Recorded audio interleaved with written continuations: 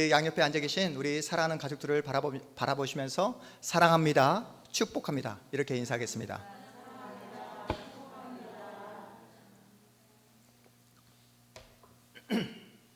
네, 감사합니다. 우리가 방금 어떻게 인사를 했습니까? 사랑합니다, 축복합니다 이렇게 인사를 나눴잖아요. 사랑한다는 말은 언제 들어도 너무나 좋은 것 같습니다. 여러분, 어떤 누군가에게 사랑을 고백한 적이 언제이시죠? 나는 당신을 사랑합니다. 언제 고백해 보셨죠? 다시 한번 제가 질문을 드릴게요. 여러분은 언제쯤 나는 당신을 사랑합니다 라는 고백을 받아본 적은 언제이십니까? 네, 기억이 안 나요? 네.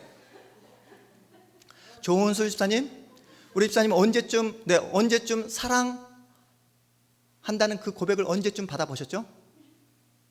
기억이 없으세요? 알겠습니다. 네, 사랑한다는 그 고백을 잊어버린 60대, 70대, 80대 세 분의 남성들이 병상에 주르르 누워 있었어요. 모두가 심한 타박상을 입었습니다. 이 세 남성, 이 세 분의 그 할아버지의 공통점은 마누라에게, 아내에게 맞아서 병원에 누워 있다는 그런 공통점을 가지고 있습니다. 한 사람이 60대 남성에게 이렇게 묻습니다. 당신은 왜 아내에게 맞았습니까? 그랬더니 60대 남성이 말하기를 어느 날 아침에 아무도 자신에게 그 아침밥을 주지 않아서 여보 아침 먹고 싶어 이 한마디 했더니 아내가 저를 이렇게 때리더군요. 네. 그랬더니 70대 남성이 할아버지가 이렇게 말합니다. 맞을 짓을 했구만.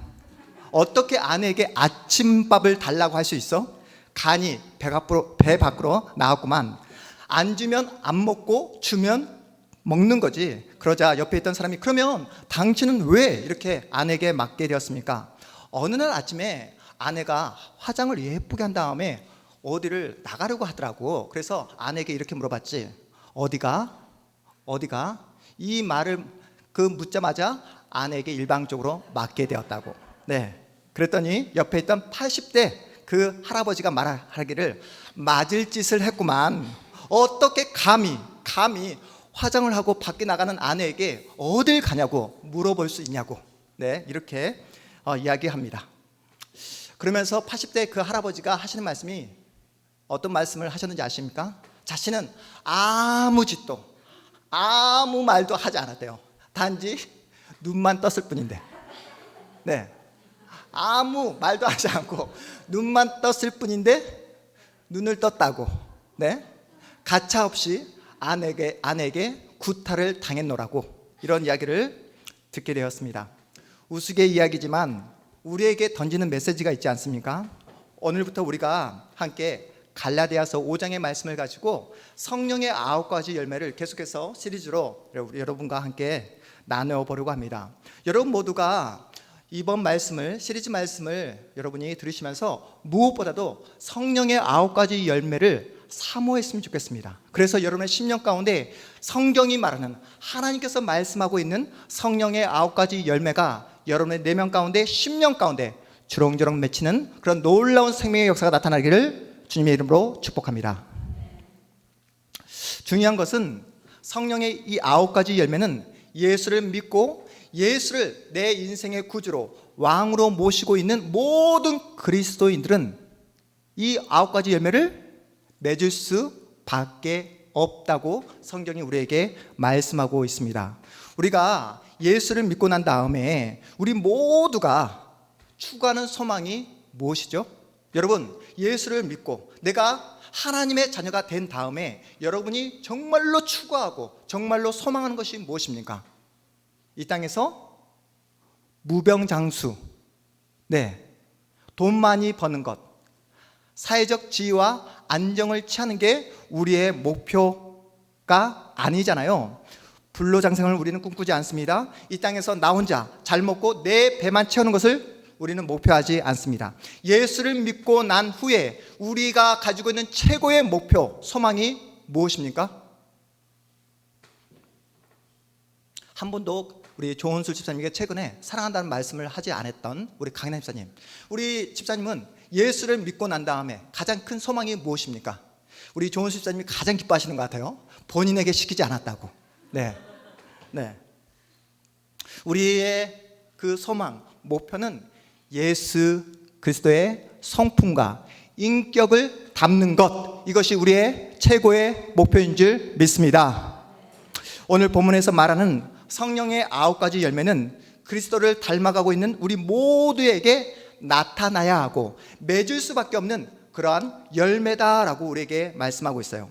여러분, 우리 하나님은요, 여러분의 학력에 관심이 없습니다. 여러분의 재산에 관심이 없어요. 지금 현재 여러분이 꽃피우고 있는 그 열매에도 별로 관심을 갖고 있지 않습니다. 하나님께서 여러분에게 관심 갖고 있는 것이 무엇입니까? 여러분의 내면에, 여러분의 심령에 지금 현재 어떠한 열매를 맺고 있는가, 이것에 관심을 가지고 있다는 거예요. 하나님은 우리의 겉모습에, 우리의 외모에 관심을 갖는 것이 아니라 우리 하나님은 우리의 중심을 보고 있는 분이 우리가 믿고 있는 하나님인 줄 믿으시기 바랍니다. 그렇다면 성령의 9가지 열매를 우리는 어떻게 맺을 수 있을까요? 우리가 노력한다고 해서 우리의 힘으로 성령의 9가지 열매를 우리가 맺을 수 있겠습니까? 우리가 성령의 9가지 열매를 맺기 위해서는 반드시 하나님, 성령 하나님을 의지해야 한다는 거예요.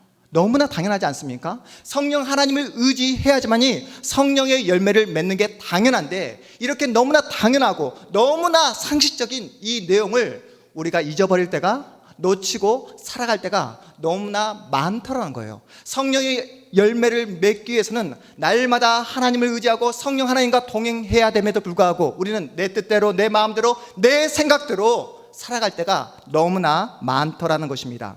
오늘 본문의 배경인 갈라디아 교회를 보십시오. 바울 사도를 통해 이 갈라디아 교회 성도들은 예수를 만나게 되었습니다. 복음의 진리를 깨닫게 되었어요. 그래서 복음 하나만으로 만족하며 하나님 한 분만으로 기뻐하며 감사하며 살아가는 그런 예수의 사람들이 되었습니다. 그런데 바울이 이제 다른 지역으로 복음을 전하기 위해 그 갈라디아 교회를 떠나게 되었을 때, 그 갈라디아 교인들도 바울이 자신들의 교회를 떠나는과 동시에 복음에서 멀어지게 되었습니다.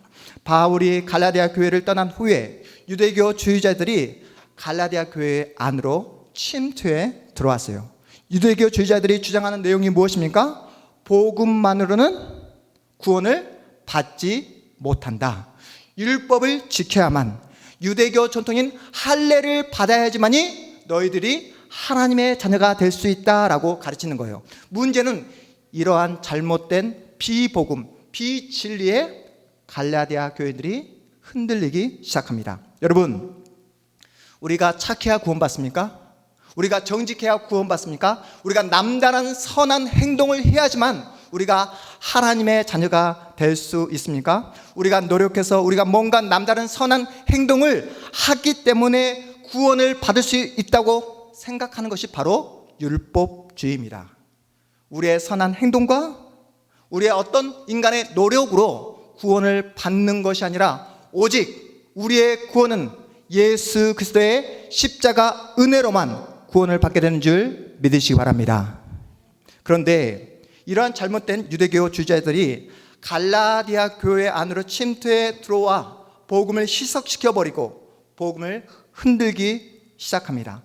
잘못된 비진리의 비복음에 갈라디아 교인들이 지금 그렇게 넘어지고 쓰러지게 되었다는 소식을 바울 사도가 듣게 된 거예요. 그래서 안타까운 마음으로 쓴 편지 내용이 여러분이 오늘 읽었던 갈라디아서입니다.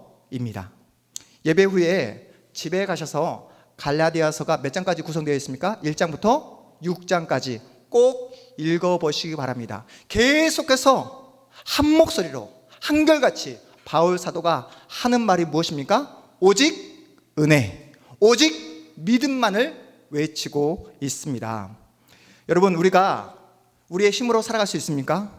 절대로 우리는 우리의 힘으로 살아갈 수 없어요. 오직 하나님의 은혜로만, 하나님께서 우리에게 주신 그 믿음으로만 살아갈 수 있는 존재가 바로 저와 여러분이다 라고 말씀하고 있습니다.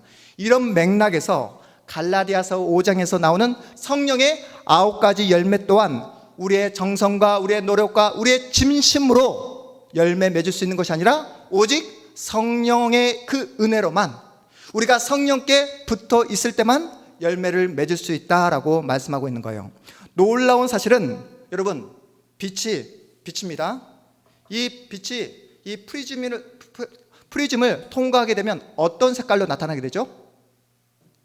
빛이 프리즘을 통과하면 빨주노초, 파남보, 이 7가지 색깔로 나타나게 되잖아요. 마찬가지로 이 성령의 9가지 열매, 그러면 우리는 각각 다양한 열매라고 생각을 하기 쉬운데 하나의 프리즘을 통과한다는 거예요. 그 프리즘이 무엇입니까? 바로 예수 그리스도의 십자가.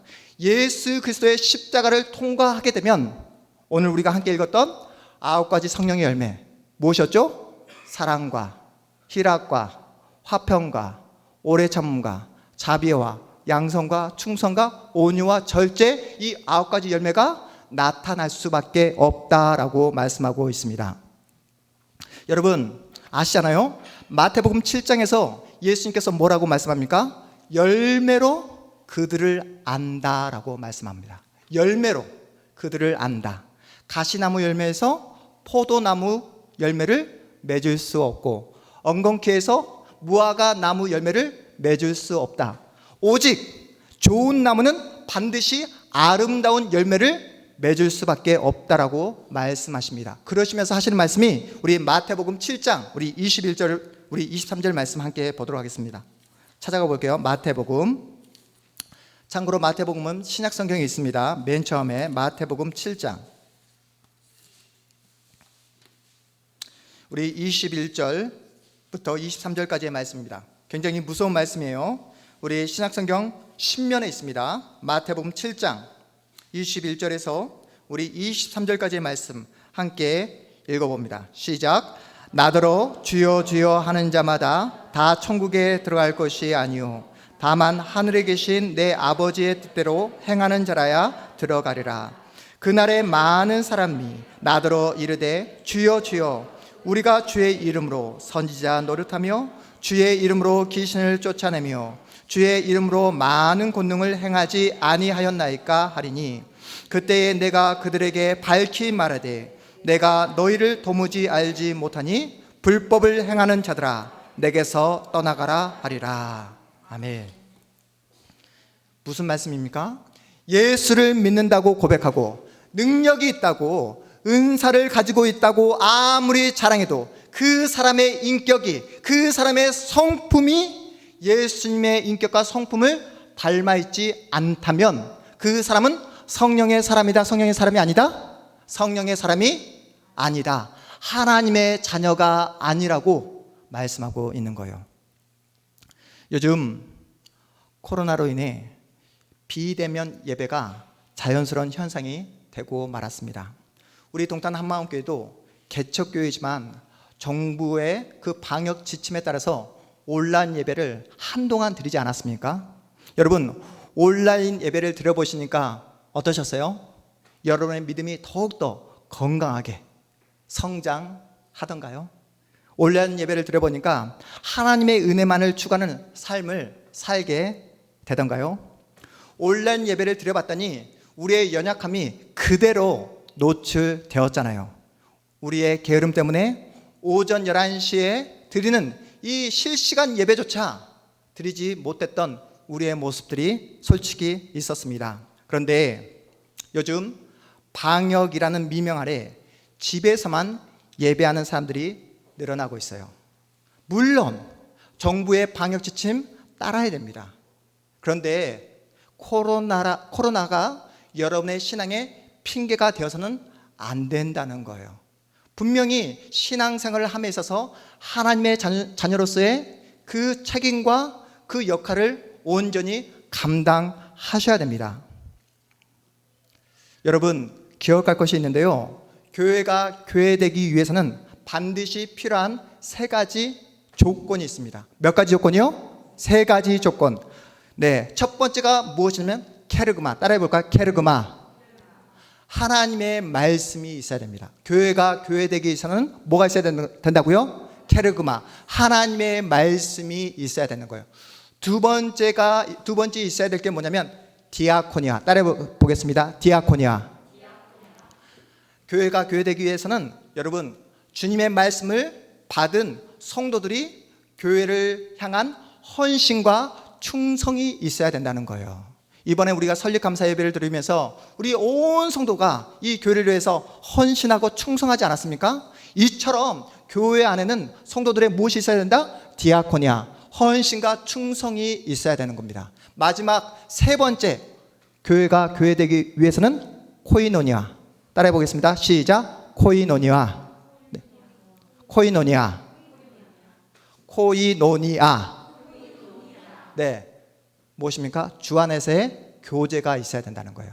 주 안에서의 사귐이 있어야 교회 공동체라 말할 수 있는 것입니다. 이번에 설립 감사 예배를 드리면서 또 준비하면서 너무나 감사한 것은 우리가 서로에 대해서 더욱더 알게 되었고 친해지게 되었으며 더욱더 사랑하게 되었다는 거예요. 오늘 우리 김혜경 집사님께서 기도했던 그 기도의 내용처럼 우리 집사님이 박정민 집사님을 위해서 기도를 하셨잖아요. 왜 기도하셨을까요? 네, 몇 개월 전만 해도 박정민 집사님이 누구인지도 몰랐는데 사랑한다고, 빨리 치유해달라고, 회복시켜달라고, 함께 예배드릴 수 있도록 은혜를 달라고 이렇게 기도하신 이유가 무엇입니까? 예수 안에서의 코이노니아, 함께 교제와 사귐이 있기 때문에 그렇게 기도할 수 있었던 것입니다. 여러분, 왜 온라인 예배가 온전한 예배가 되지 않는지 아시겠어요? 설교 한 편 들었다고 해서 예배를 드린 게 아니라는 거예요. 여러분, 교회가 교회되기 위해서는 세 가지 조건이 있어야 된다고 했습니다. 첫 번째가 뭐라고 그랬죠? 하나님의 바른 말씀이 선포되어야 합니다. 케르그마. 두 번째가 뭐라고 했죠? 디아코니아. 헌신과 충성이 있어야 됩니다. 세 번째 뭐라고 했죠? 네, 예수 안에서의 교제, 사귐, 헬라어로 코이노니아. 네, 시험 볼 거예요. 네, 여러분, 하나님께서 이 못난 우리를 교회 안으로 묶어주신 이유가 무엇일까요? 내가 봐도 나 너무나 못났잖아요. 형편없잖아요. 형편없는 내 모습, 내 인격과 성품을 함께 주님 안에서 깎아가라고, 다듬어 가라고, 나의 그 못난 성과를 여기서 다듬어 가라고 허락하신 그 놀라운 은혜의 현장이 어디다? 바로 이 교회 공동체 현장이다라고 말씀하고 있습니다. 그래서 이곳에서 우리는 서로 용서하고 용납하고 사랑하고 사랑받는 그러한 은혜의 현장이, 사랑의 현장이 우리 교회 현장이 되어야 된다는 거예요. 어제 하나님의 은혜 가운데 우리 동탄 한마음교회가 설립 감사 예배를 드리게 되었습니다. 하나님이 우리 동탄 한마음교회를 세우시고 하나님께서 우리와 함께하고 계시며 또한 하나님께서 우리가 드린 이 예배를 받고 계신다. 하나님의 영광과 찬송을 우리가 확인하고 올려드리는 그런 은혜가 넘치는 은혜의 현장이 되었습니다. 설립 예배를 드리기까지 얼마나 많은 눈물과 헌신과 충성이 있었습니까? 너무나 감사한 것은 우리 동탄 한마음 공동체가 정말로 예수 안에서 한마음이 되어서 서로 섬기고 서로 헌신하며 또한 정말로 없는 형편 속에서도 자신의 것들을 나누며 또한 헌신함으로 우리가 교회를 함께 세워가고 있다는 사실이에요. 우리 집사님은 하루하루 이렇게 직장에 나가는 것이 자신의 어떤 경제적인 그 모든 그 수입으로 들어오는데 이번 설립 예배를 준비하면서 그것까지 포기하신 우리 집사님도 계십니다. 우리 동준 형제도 마찬가지고요. 우리 희은이가 오늘 예배에 참석하지 못했는데 희은이는 이번에 회사를 끝나고 저녁도 먹지 못한 채로 함께 포장하고 또 준비하지 않았습니까? 네, 내일부터 시험을 치르는 우리 대학생 우리 자매도 있습니다. 그 전날에 2시간밖에 자지 못했대요. 시험 공부하느라고. 그럼에도 불구하고 교회 예배를 위해서, 우리 설립 감사 예배를 위해서 아침부터 달려와서 온도 재고 방역하고 또 집에 가면 열심히 공부하겠죠. 누군지 말을 하지 않겠습니다. 열심히 공부해야 됩니다. 그렇게 섬기며 그렇게 헌신한 이 모든 사랑들이 하나하나 모여서 우리 동탄 한마음교회가 주님의 은혜 가운데 세워져 가고 있는 줄 믿으시기 바랍니다. 케르그마, 하나님의 바른 말씀이 선포되어지고 여러분이 함께 예수 안에서 헌신하고 충성하고 있으며 또한 예수의 사랑으로 함께 교제하며 사랑이 넘치는 우리 동탄 한마음교회의 말로 우리 하나님께서 사랑하시고 이 마지막 시대에 선택하신 주님의 교회인 줄 믿으시기 바랍니다. 저는 특별히 우리 동탄 한마음교회가 이 자리에 앉아있는 여러분 모두가 오늘 주신 말씀, 특별히 성령의 9가지 열매 중에 첫 번째 무엇이었죠? 사랑의 열매가 여러분의 심령 가운데 주렁주렁 맺히기를 주님의 이름으로 축복합니다. 사랑은 여러분 기독교의 핵심이잖아요. 하나님이 어떤 분이십니까? 사랑의 하나님이십니다. 우리의 못났고 부족하고 연약한 그 모든 것들을 다 붙잡아 주시고 감싸 안아 주시는 분이 우리 아버지 하나님이십니다. 이번에 설립 감사 예배를 준비하면서 제가 얼마나 많은 사랑을 주변에서 받았는지 모릅니다. 우리 동탄 한마음교회 가족들 말할 필요도 없죠. 기도하시고 또 계속해서 헌신하시고 또 교회를 사랑하는 마음 하나님께서 알고 계십니다.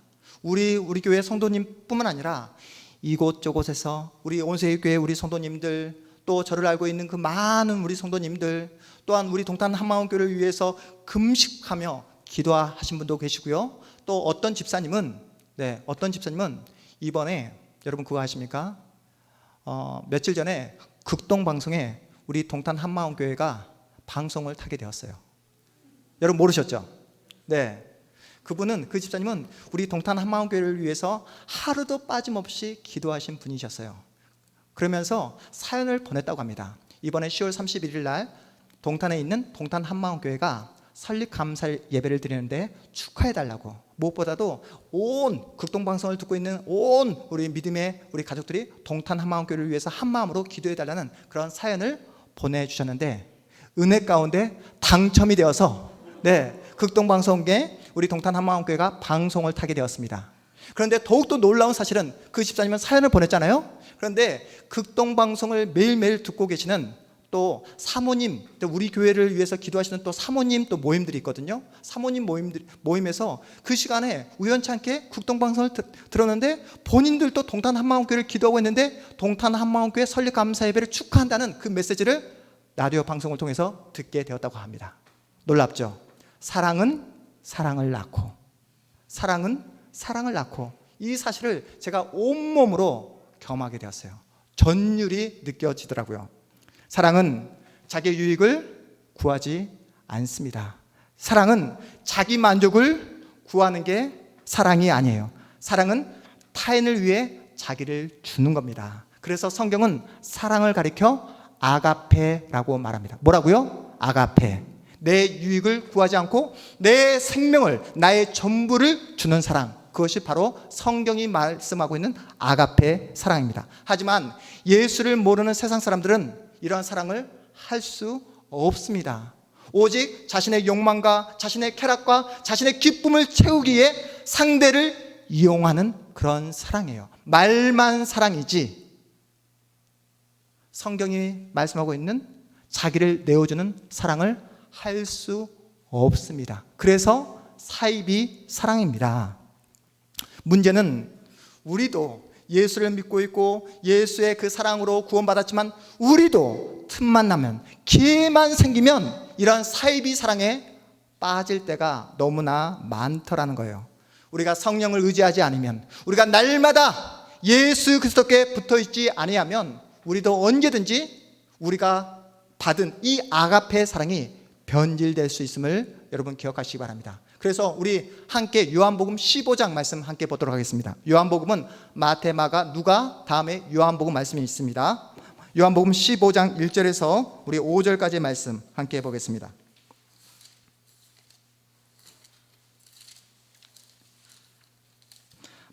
요한복음 15장 우리 1절에서 5절까지의 말씀, 신약성경 173면에 있습니다. 우리 1절에서 5절까지의 말씀 우리 한 목소리로 함께 읽어봅니다. 시작. 나는 참 포도나무요 내 아버지는 농부라. 물은 내게 붙어 있어 열매를 맺지 아니하는 가지는 아버지께서 그것을 제거해 버리시고, 무릇 열매를 맺는 가지는 더 열매를 맺게 하려 하여 그것을 깨끗하게 하시느니라. 너희는 내가 일러준 말로 내 안에 거하라. 나도 너희 안에 거하리라. 가지가 포도나무에 붙어 있지 아니하면 스스로 열매를 맺을 수 없음 같이 너희도 내 안에 있지 아니하면 그러하리라. 나는 포도나무요 너희는 가지라. 그가 내 안에 내가 그 안에 거하면 사람이 열매를 많이 맺나니 나를 떠나서는 너희가 아무것도 할 수 없음이라. 아멘. 나를 떠나서는 너희가 아무것도 할 수 없음이라. 아멘. 하나님과 우리의 관계를 너무나 명확하게 분명하게 보여주고 있는 비유의 말씀이 바로 오늘 우리가 함께 읽었던 포도나무 비유입니다. 우리가 예수께 붙어 있지 아니하면, 우리가 날마다 하나님의 은혜 가운데 거하지 아니하면 우리는 열매를 맺을 수 없다. 우리는 결코 아가페 사랑을 할 수 없다는 말씀입니다. 저는 아내와 8년 연애를 하고 결혼을 하게 되었어요. 8년 동안 교제했으니 서로에 대해 얼마나 속속들이 잘 알고 있겠습니까? 그런데 저는 8년 동안 교제했으니까 다 안다고 생각을 했거든요. 다 안다고 결혼을 했더니 제가 아는 게 다가 아니더라고요. 까도 또 뭔가를 까야 되는 양파입니다. 누가요? 제 아내가. 결혼 초기에는 그렇게 맞지 않더라고요. 저보고 맨날 하는 말이 뭘 잘못했냐고 물어보는 거예요. 뭘 잘못했냐고. 저는 정말 잘못한 게 없거든요. 아무리 생각을 해봐도 저는 잘못한 게 없어요. 그런데 항상 아내가 저한테 하는 말이 뭘 잘못했는지 생각해 보라는 거예요. 여러분, 어제 우리 설립 감사 예배를 드리면서 저를 너무나 아끼고 사랑해 주는 우리 담임 목사님이신 우리 김영태 목사님께서 하신 말씀 여러분 다 들으셨죠? 김효소 목사는 어떤 사람이다? 물 같은 사람이다. 그렇죠? 어디에도 이렇게 머물지 않고 수용성이 뛰어나고 항상 물이 높은 데서 낮은 데로 내려가는 것처럼 항상 모든 사람들을 포용해 주는 그런 따뜻하고 바다 같은 마음을 가진 사람이 바로 김효소 목사라고는 그 이야기를 여러분 듣지 않았습니까? 여러분 별로 이렇게 반응이 별로 없는 것 같아요. 별로 이렇게 동의하지 않는 것 같습니다. 제가 웬만해서는 화를 내는 사람이 아니에요. 그런데 뭘 잘못했는지 아냐고 계속해서 물어보니까 또 제가 내가 뭘 잘못했는데? 라고 물어보면 서로 감정만 상할 것 같아서 그래서 내가 잘못했다고 이렇게 말을 하면 끝내야 되지 않겠습니까? 그래서 구체적으로 뭘 잘못했는지 말해보라고. 구체적으로. 그때 화가 치밀어 올라오기 시작합니다. 이러다가 서로 싸우게 되는구나. 그래서 제가 설교 소두에 이야기했던 60대, 70대, 80대 그런 매 맞는 남편이 이래서 생겨나는구나 이런 생각을 했던 그런 시절이 있었습니다. 그런데 여러분, 결혼 초기에 왜 이런 다툼이 많았을까요? 분명히 결혼식을 올릴 때는 제가 하나님께서 주신 그 마음을 가지고 아가페 사랑을 가지고 내 아내를 사랑하겠노라, 내가 끝까지 이 아내를 책임지겠노라 이렇게 다짐하고 결심했는데 어느 순간 아내와 말다툼하고 심지어 아내를 미워하고 있는 제 모습을 발견하게 되었습니다. 그것은 제 마음이 변질되었기 때문이에요. 그렇다면 왜 제 마음이 변질되게 되었을까요? 그것은 바로 하나님을 의지하지 않았기 때문이에요. 포도나무 되시는 예수님께 제가 항상 한결같은 마음으로 붙어 있지 않았기 때문이었어요. 내 마음대로, 내 생각대로, 내 느낌대로 아내를 평가할 때가 많았다는 사실입니다. 제가 왜 제 치부를 들춰서라도 이런 이야기를 하고 있는지 아시겠습니까? 우리가 아무리 순수하고 숭고한 사랑으로 시작을 한다 할지라도, 내가 아가페의 사랑으로 그 누군가를 사랑한다 할지라도, 여러분이 매일매일 하나님의 은혜 가운데 거하지 않는다면, 여러분이 매일매일 포도나무 되시는 예수님께 붙어있지 않는다면 여러분의 사랑은 언제든지 변질될 수 있다는 사실이에요. 특별히 결혼을 앞두고 있는 우리 청년 자매님들 꼭 마음판에 새기시기 바랍니다. 이 세상의 그 어떤 사랑도 여러분의 그 마음을, 여러분의 사랑을 지켜주지 못합니다. 가장 중요한 것은 여러분이 하나님의 은혜를 누리는 거예요. 날마다 포도나무 대신 예수 그리스도 안에 붙어 있을 때만이 여러분은 아가페 사랑을 실천할 수 있다는 사실입니다. 왜냐하면 인간만큼 변덕스러운 존재가 없기 때문이에요. 하루에도 12번씩 마음이 변하는 게 우리의 마음 아닙니까? 이렇게 변덕스러운 인간은 누군가를 사랑한 만큼, 누군가를 포용하고 끌어안고 용서하고 용납할 만큼 실력 있는 존재가 아니다 라는 사실을 꼭 기억하시기 바랍니다. 우리의 실력으로 누군가를 용서할 수 없어요. 우리의 능력으로, 우리의 노력으로 누군가를 포용할 수 없습니다. 하나님의 은혜가 날마다 우리에게 필요한 줄 믿으시기 바랍니다. 여러분, 놀라운 복음이 무엇인지 아십니까? 우리는 이렇게 변덕스러워요. 우리는 하루에도 몇 번씩 내 마음이 흔들립니다. 그럼에도 불구하고 이렇게 형편없고 이렇게 모자라고 이렇게 어리석은 우리를 우리 예수님께서 사랑하고 계시다는 사실입니다. 우리 예수님은 우리를 위해 자신의 생명과 자신의 인생과 자신의 전부를 우리에게 거셨습니다. 예수님의 사랑은 변치 않습니다. 예수님의 사랑은 거짓말하지 않습니다. 우리에게 약속하신 그 사랑을 지켜내기 위해 십자가를 짊어지셨습니다. 그리고 그 약속을 지켜내기 위해 죽음에서 부활하시고 우리에게 마태복음 28장 20절에서 뭐라고 말씀하시죠?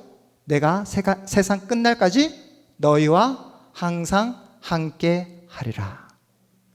우리에게 끝까지 함께 하시겠다고, 나는 너를 사랑한다고, 너를 향한 나의 사랑을 포기하지 않겠노라, 너랑 항상 함께 하겠노라, 너를 향한 나의 사랑을 멈추지 않겠노라 라고 우리에게 말씀하고 계십니다. 우리에게 자신의 생명과 자신의 인생과 자신의 미래를 거신 우리 주님 앞에 여러분은 무엇을 거시겠습니까? 앞으로의 인생을 어떻게 살아가시겠습니까? 여러분에게 지금 현재 필요한 것이 무엇입니까? 돈입니까? 건강입니까? 사회적 안정입니까? 이 모든 것들 필요합니다. 하지만 예수님의 사랑 없으면 이 모든 것들은 아무런 의미가 없습니다. 여러분, 예수의 사랑을 여러분이 체험하고 여러분이 날마다 예수의 사랑을 경험하면요, 어제와 동일한 똑같은 오늘의 현실 속에서도 여러분은 감사할 수 있습니다. 어떠한 상황 속에서도 하나님을 찬양할 수 있습니다. 정말로 눈물이 내 앞을 가리고 인생에 장애물이 있다 할지라도 여러분은 예수님을 찬양하실 수 있습니다. 왜냐하면 예수의 사랑이 우리의 인생과 운명을 붙잡고 있다는 사실을 알고 있기 때문에, 포도나무 되시는 예수께 내 인생과 내 운명이 붙잡혀 있다는 사실을 알고 있다면 우리만이 사랑을 실천할 수 있고 우리만이 찬양을 할 수 있다는 사실입니다. 그러니 여러분, 더 이상 변덕스러운 사랑에서, 더 이상 비겁한 자리에서 머뭇머뭇거리지 마시고, 더 이상 여러분의 생각과 여러분의 느낌대로 살아가지 마시고, 예수께서 우리에게 주신 그 사랑을 가지고 오늘부터 뭐 하자고요? 사랑하는 자리로 나아가 보자고요. 오늘부터 우리 안에 계시는 그 성령님을 의지함으로 예수께서 우리에게 원하시는 성령의 열매, 어떤 열매요? 첫 번째, 사랑의 열매, 아가페의 사랑을 실천해 나가시는 여러분의 삶의 복된 현장이 되시기를 주님의 이름으로 축복합니다. 우리 자리에서 일어나겠습니다.